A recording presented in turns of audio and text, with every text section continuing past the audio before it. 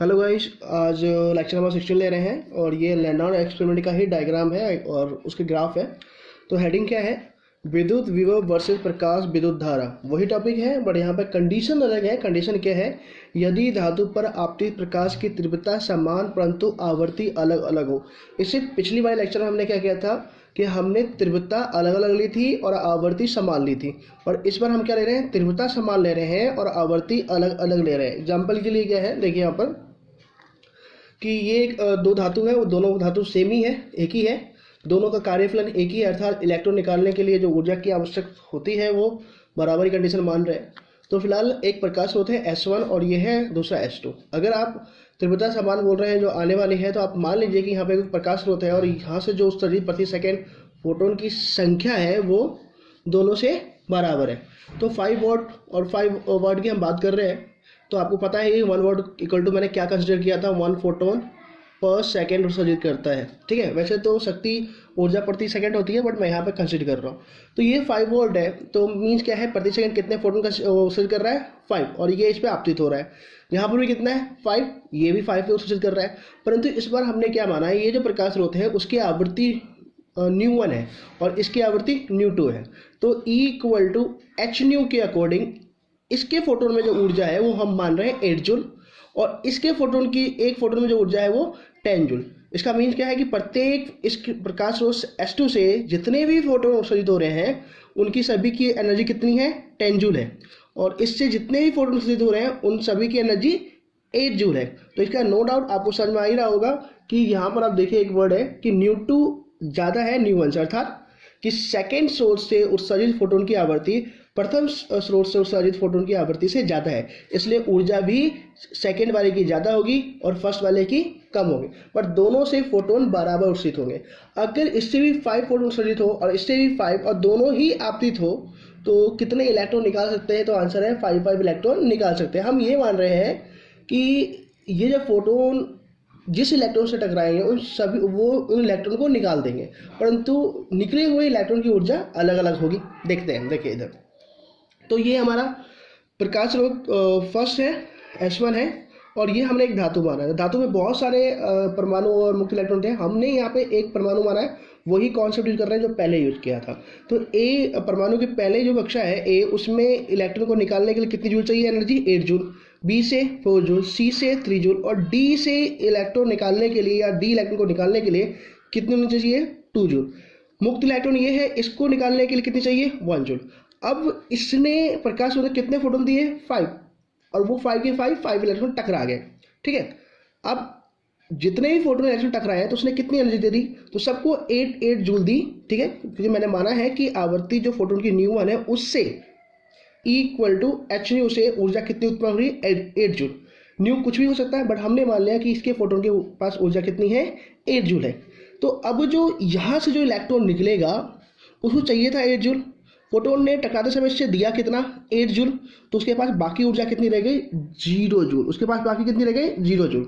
ऐसे बी को निकलने के लिए कितना चाहिए था? 4 जूल, दिया कितना? 8 जूल, तो उसके पास गति ऊर्जा कितनी रह गई? 4 जूल। ऐसे करते करते मुक्त इलेक्ट्रॉन को आप देखो तो मुक्त इलेक्ट्रॉन को बाहर निकलने के लिए 1 जूल चाहिए था, आपने दिया कितना? 8 जूल। कितना रह गया? 7 जूल।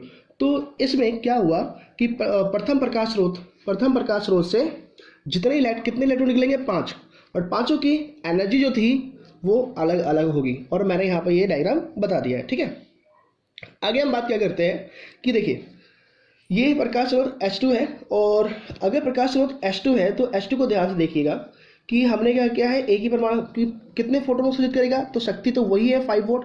कितने फोटोन उत्सर्जित कर रहा है? 5। अगर 5 करेगा तो ये भी 5 से ही टकराएगा, बट यहाँ पे जो आवृत्ति है वो ν2 है और वो पहले की आवृत्ति से ज़्यादा है, मतलब S1 के फोटोन की आवृत्ति से ज़्यादा है, इसलिए इसकी ऊर्जा भी ज़्यादा होगी। ठीक है, मैंने क्लियर कट लिख दिया था कि ν2 हायर देन है क्या है? ν1। तो आवृत्ति अगर ज़्यादा है फोटोन की तो ऊर्जा भी ज़्यादा होगी, क्योंकि ऊर्जा जो निर्भर करती है वो आवृत्ति पर निर्भर करती है। तो अगर सेकेंड स्रोत द्वारा उत्सर्जित फोटोन की आवृत्ति ज़्यादा है तो सेकेंड स्रोत द्वारा उत्सर्जित फोटोन की ऊर्जा भी ज़्यादा होगी।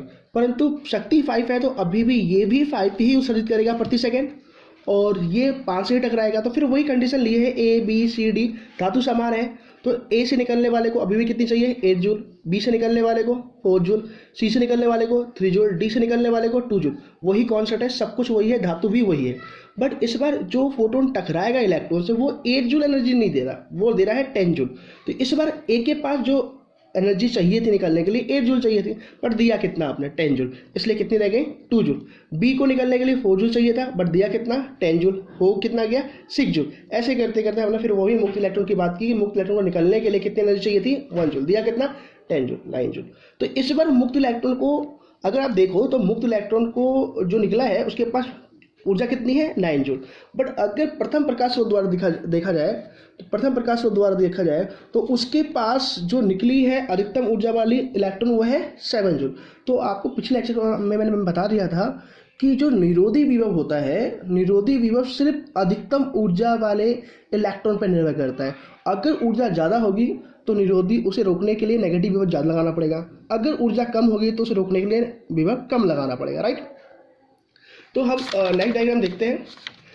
इस डायग्राम में एक चीज़ आप क्लियर रखिएगा, दोनों डायग्राम में अगर ध्यान से देखिएगा, ध्यान से देखो, आप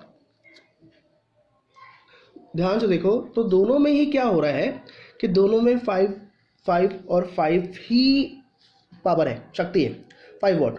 उत्सर्जित इलेक्ट्रॉन संख्या समान है। इसका क्या मतलब है? इसका मतलब है कि अगर दोनों में उत्सर्जित इलेक्ट्रॉन संख्या समान है तो आप खुद ही समझ सकते हैं क्या होगा कि दोनों में धारा बराबर ही होगी, क्योंकि 5-5 इलेक्ट्रॉन उत्सर्जित होंगे और वो जाते हैं तो अंतिम धारा तो दोनों में समान ही होगी। ठीक है, नेक्स्ट पेज पे हम आ रहे हैं। तो नेक्स्ट पेज में हमने क्या दिखा था, वही मैं कंडीशन दिखा रहा हूँ कि प्रकाश स्रोत जो हमारे पास S1 के लिए, जो हमने S1 के लिए बात की थी, उसके जो 5 इलेक्ट्रॉन निकलेंगे उससे क्या क्या ऊर्जा थी। पहले की एक की 0 थी, दूसरे की 4 जूल थी, तीसरे की 5 जूल थी, फोर्थ की 6 जूल और मुक्त इलेक्ट्रॉन जो था वो था 7 जूल। ठीक है, अब इससे ये जाएगा, राइट, जाएगा तो ज़्यादा से ज़्यादा कितने इलेक्ट्रॉन जा सकते हैं, तो आंसर है 5। तो धारा जो बहेगी वो 5 इलेक्ट्रॉन करानी पड़ेगी, राइट। यहाँ पर देखिए, अगर डायग्राम सेकेंड सोर्स वाले को देखेंगे तो यहाँ से जो इलेक्ट्रॉन निकले हैं उनमें इलेक्ट्रॉन की संख्या तो 5 ही है, ठीक है, बट उनसे उस सारी इलेक्ट्रॉन की ऊर्जा अलग अलग है। तो अगर ये 5 धारा प्रोवाइड करते हैं और पहले वाले में ये 5 धारा प्रोवाइड करते हैं तो क्या होगा, इलेक्ट्रॉन की संख्या बराबर है तो अंतिम धारा दोनों में ही बराबर होगी, कोई चेंज नहीं आएगा, राइट। तो ये दो बात तो समझ में आती है। बट एक बात सोचिए कि इसमें अगर इलेक्ट्रॉन को रोकना है, अगर धारा प्रोवाइड नहीं होने देनी, तो नो डाउट आपको उसको माइनस करना पड़ेगा।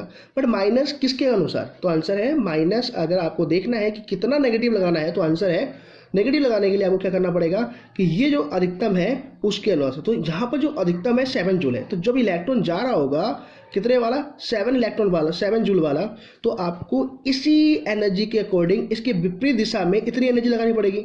किसके फॉर्म में, विभव के फॉर्म में। तो आप उसी के अनुसार यहाँ पर विभव लगाओगे। मान लो कि वो विभव कितना है, V01 है, कितना है, V01 है, कि इतना लगाया तो इसने 7 जूल इस दिशा में लगा दी। इलेक्ट्रॉन लेके आ रहा था 7 जूल इस दिशा में, इसने लगा दी कितनी, 7 जूल इस दिशा में, कितने विभव पर, -V01 पर, राइट। तो इस केस में फॉर्मूला क्या बनेगा, देखो, इलेक्ट्रॉन की पास गति ऊर्जा जो थी वो 7 जूल थी, आपने कितना लगा दिया, eV0, राइट ना। तो ये V01 क्या है, ये विभव है। इस विभव पे क्या हुआ, तो इस विभव पे ये जो 7 जूल वाला इलेक्ट्रॉन था वो रुक गया, राइट। तो निरोधी विभव इसके लिए S1, ये जो परिपथ है इसके लिए कितना होगा, तो आंसर है निरोधी विभव V01 होगा, क्योंकि V01 से ही इस एनोड ने इतना विद्युत क्षेत्र उत्पन्न किया जिससे कि वो इलेक्ट्रॉन रुक गया, राइट। बट इस बार अगर यहाँ पर अपन देखें तो यहाँ पर अधिकतम ऊर्जा वाला जो इलेक्ट्रॉन है वो 7 जूल वाला नहीं है, ये 9 जूल वाला है।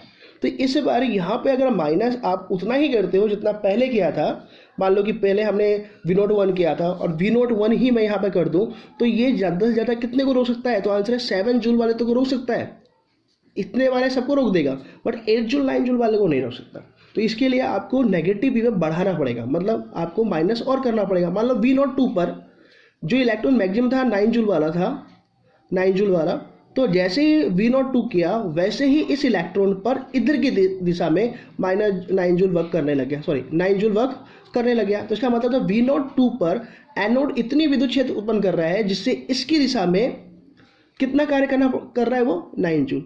तो V02 करने पर V02 करने पर 9 जूल वाले इलेक्ट्रॉन को रोक सकते हो, बट V01 जो पहले वाले स्रोत द्वारा किया था उससे सिर्फ 7 जूल तक रोक सकते हो। तो नो डाउट अगर ऊर्जा बढ़ेगी, जो इलेक्ट्रॉन गति कर रहे हैं, तो उसको रोकने के लिए आपको इतनी ऊर्जा भी ज़्यादा लगानी पड़ेगी, और ऊर्जा ज़्यादा लगाने के लिए आपको पता है कि विभव के अनुसार जो ऊर्जा दी जाती है वो EV होती है। तो नो डाउट ऊर्जा जो दी जाएगी वो किसके अनुसार, विभव के अनुसार। तो अधिक ऊर्जा वाले इलेक्ट्रॉन को रोकना है तो अधिक विभव लगाना पड़ेगा, और कम ऊर्जा वाले इलेक्ट्रॉन को रोकना है तो कम लगाना पड़ेगा। तो 7 जूल को रोकना था तो आपने कितना लगाया, V01 लगाया। तो 9 जूल अधिकतम वाले को रोकना है तो आपको V02 लगाना पड़ेगा। तो आई थिंक ये पॉइंट आपको समझ में आ रहा है। तो अब आगे देखिए, इधर देखिए। तो प्रथम प्रकाश स्रोत द्वारा जो आपने ग्राफ देखा था कि ये थोड़ा, ये लाइन मैं पहले बता चुका हूँ कैसे होता है, बट यहाँ पर आपने निरोधी V01 लगाते ही क्या किया, धारा रुक गई, खत्म हो गई। बट प्रकाश सेकंड द्वारा अगर आप देखोगे तो यहाँ पर देखो आप कि मैंने ये डायग्राम पिछली क्लास में समझा दिया कैसे होगा। तो ये भी अधिकतम 5 इलेक्ट्रॉन के कारण धारा प्रभावित करेगा, और इस वाले में, पिछले वाले में भी अधिकतम धारा जो है ये कितने इलेक्ट्रॉन कारण है, 5। तो ये तो लाइन जो दोनों में है ना, वो दोनों लाइन सेम होने वाली है, ठीक है। इसलिए मैंने यहाँ पर देखो एक डायग्राम लिया है, और डायग्राम में मैंने ये दोनों लाइन ओवरलैप करके दिखाई है, ठीक है।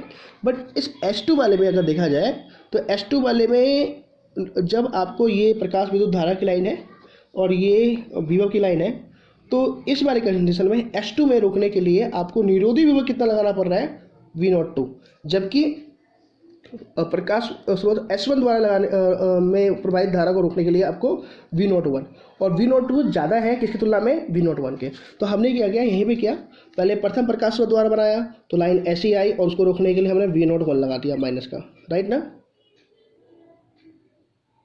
ठीक है। बट आपने को क्या करना था, अगर दूसरे को रोकना है, 9 जूल रोकना था, तो उसके लिए विभव ज़्यादा चाहिए था, वो लाइन यहाँ पर आएगी। बट दोनों में धारा तो बराबर होगी, तो दोनों में इलेक्ट्रॉन तो 5 ही उत्पन्न हो रहे हैं। तो एक क्या डिफरेंस है ना, वो समझिए। लास्ट पॉइंट देख लीजिए, यदि आपतित प्रकाश की आवृत्ति अधिक होगी, यदि आपतित प्रकाश की आवृत्ति अधिक होगी, तो अधिक आवृत्ति किसकी थी, S2 प्रकाश स्रोत की थी, S2 प्रकाश स्रोत की थी। तो उत्सर्जित इलेक्ट्रॉन की ऊर्जा अधिक होगी, क्योंकि आने वाले फोटोन के पास ऊर्जा भी ज़्यादा होगी, तो इलेक्ट्रॉन उत्सर्जित करेगा तो उसके पास ऊर्जा भी अधिक होगी।